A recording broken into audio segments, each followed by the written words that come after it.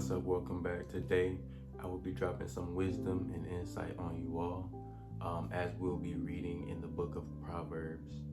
And so right now, I'm going to read the bigger picture and the takeaway of the book. For the bigger picture, those who follow God's wise design for living avoid the perils that others fall into and enjoy life on earth as God meant it to be lived. Now on the takeaway. True wisdom goes beyond theoretical knowledge into practical guidelines for facing life's challenges, issues successfully. True wisdom is to live according to God's way, His instruction, and allow His word to penetrate one's thinking, values, and actions. The title of today's text is The Beginning of Knowledge, starting in chapter 1, verse 1, and it reads, The Proverbs of Solomon, the son of David, king of Israel. Verse 1, a proverb is a pithy allusion or parable that is rich in truth and meaning. King of Israel here refers to Solomon, who was the last king of united Israel. To know wisdom and instruction, to perceive the words of understanding. Verse 2, wisdom is having mastery of a subject of knowledge. It encompasses discipline, knowledge, prudence, and other virtues. It is the ability to apply knowledge to overcome any problem in life. Biblical wisdom, which is a gift from God, includes morality and the knowledge of God. Instruction has to do with warnings about the consequences of errant behavior or loving correction to those who have failed to heed such warnings. It can involve physical punishment. The Hebrew word is often translated in instruction because the goal is always edification and education, not just punishment. Understanding means internalizing knowledge so that it directs action. To receive the instruction of wisdom, justice, and judgment and equity. Verse 3. This word for wisdom means prudence. Prudence is skill or cleverness, a talent for insight, observation, and scrutiny. Practical wisdom that leads to success. The word is translated wise, wiser, wisdom, as well as teach it. Prosperous is prudent, instructed is considerate, and understanding. This cleverness is morally guided by justice, the agreement with God's directives. Judgment is restoration of what is right, and equity is what is straight, right, and fair. To give subtlety to the simple, to the young man knowledge and discretion. A wise man will hear and will increase learning, and a man of understanding shall attain unto wise counsels. Verse 4. The simple are naive people, usually young, who are still uncommitted. They generally lack shrewdness or common sense. They have neither chosen wisdom nor become entrenched in folly like the mocker, but they are willing to believe anything. Those who try to remain uncommitted are condemned because they have not set out on the way of righteousness. They should take warning from those who have chosen the wrong way. The Hebrew word for subtlety always has a positive connotation in the book of Proverbs. Knowledge is collected, memorized information. Knowledge is the tool, wisdom is the workman.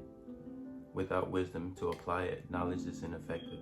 Discretion is the ability to ponder and plan, to think independently. In Proverbs, a young man is one who is on the verge of maturity. He is making decisions about the course of his life. To understand a proverb in an interpretation, the words of the wise and their dark sayings. Verse 6.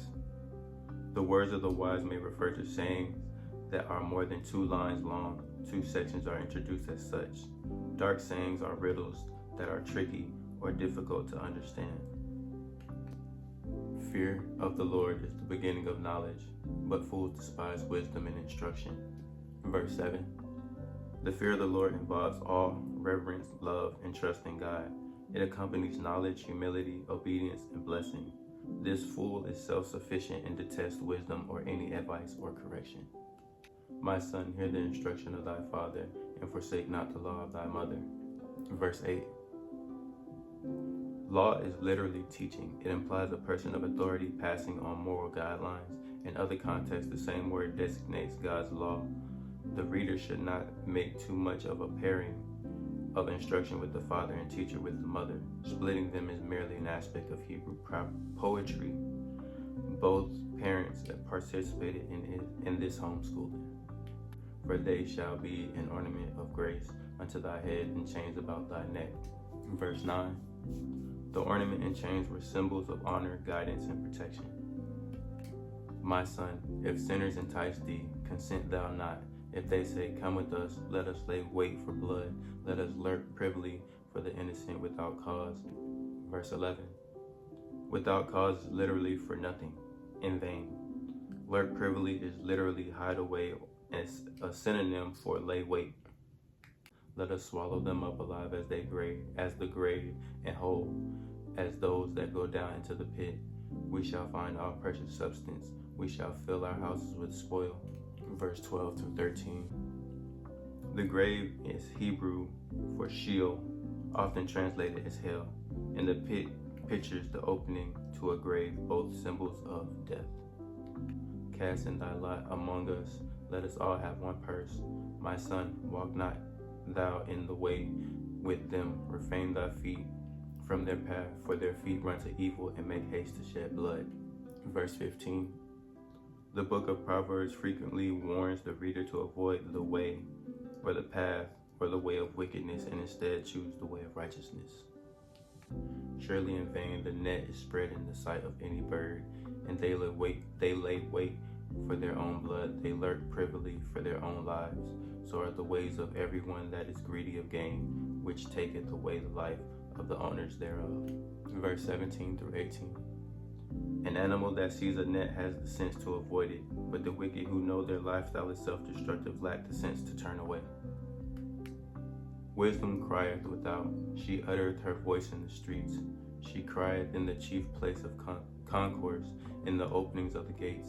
In the city she uttereth her words, saying, verse 20 to 21, the streets were the marketplace, and the gates of a city were where civic debate and official business were carried out.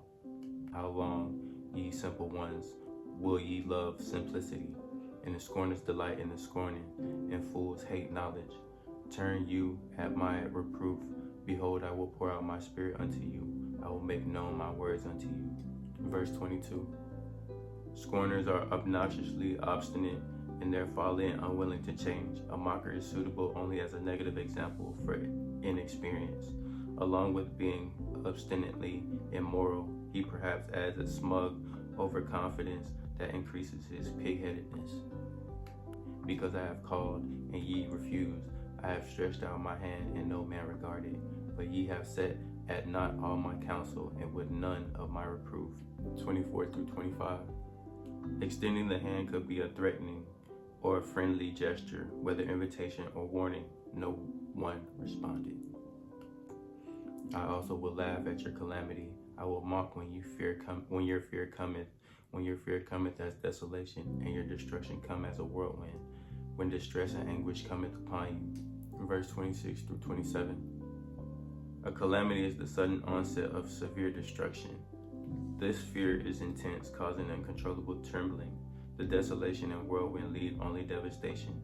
The basic idea behind the Hebrew words for distress and anguish is confinement or being squeezed. Then shall they call upon me, but I will not answer. They shall seek me early, but they shall not find me. For that they hated knowledge and did not choose the fear of the Lord. Verse 28 through 29. The Hebrew word for seek implies eager seeking under stress. They would none of my counsel. They despise all my reproof. Therefore shall they eat of the fruit of their own way, and be filled with their own devices. For the turning away of the simple shall lay them, and the prosperity of fools shall destroy them. Verse 32. The Hebrew word for turning away from God can also be translated as unfaithfulness or rebellion. Prosperity is a false sense of security in which some people trust.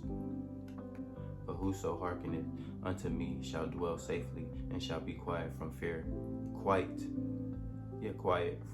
of evil. Verse 33. This Hebrew word translated safely generally involves false security if the object of trust is not God. Lady Wisdom promises true security because there is a close connection between wisdom and God. Verse 20 through 33. Wisdom is personified as a woman who calls out a warning in public. Those who reject her guidance will suffer disaster. What she offers is success in practical matters in this life, but eternal life as well.